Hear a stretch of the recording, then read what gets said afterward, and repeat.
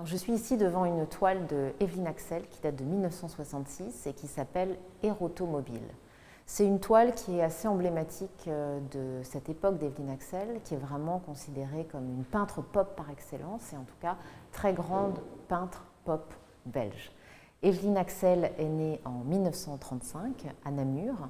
Elle va avoir une première vie de comédienne avant de définitivement, en 1963, se consacrer à sa passion pour l'art et notamment pour la peinture. Elle va avoir à ses côtés une sorte de conseil qui est René Magritte. René Magritte n'a jamais véritablement enseigné, mais en tous les cas, il a accompagné Evelyn Axel, lui a donné ses conseils et l'a beaucoup encouragée dans sa carrière artistique.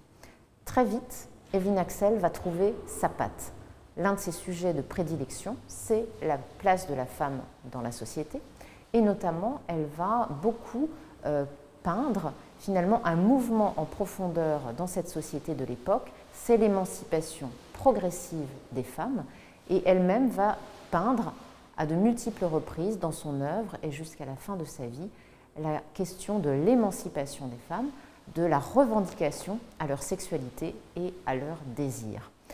Elle va mourir de manière prématurée d'un accident de voiture à l'âge de 37 ans. Presque de manière prémonitoire, une grande partie de ses séries sont consacrées à la question de l'automobile et à la fascination qu'elle avait pour la vitesse. Alors bien sûr, l'automobile, c'est la grande affaire des années 60. L'automobile se démocratise et la voiture devient vraiment un symbole de l'autonomie, de la liberté, de la jouissance de la vitesse. Evelyn Axel va jouer avec tout cela. Elle va souvent peindre dans son œuvre des clés de contact, des ceintures de sécurité. Elle met même en scène une sorte d'autoportrait presque fétichiste, pied au plancher avec des escarpins appuyant sur la pédale d'accélérateur.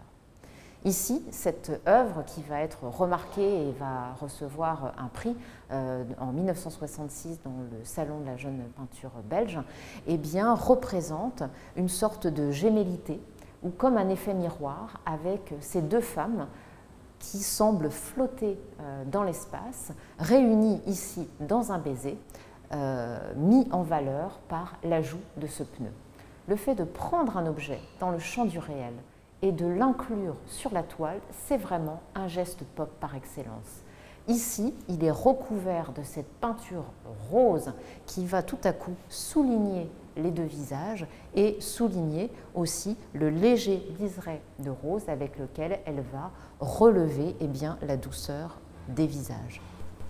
Ces corps flottants, c'est aussi vraiment un univers au cœur des années 60, c'est les corps en apesanteur que l'on commence à voir dans les tests de la NASA, mais aussi dans les tests des cosmonautes, dans le cadre de la préparation à la conquête de l'espace. Voilà, il y a vraiment ici cette idée d'échapper à la pesanteur.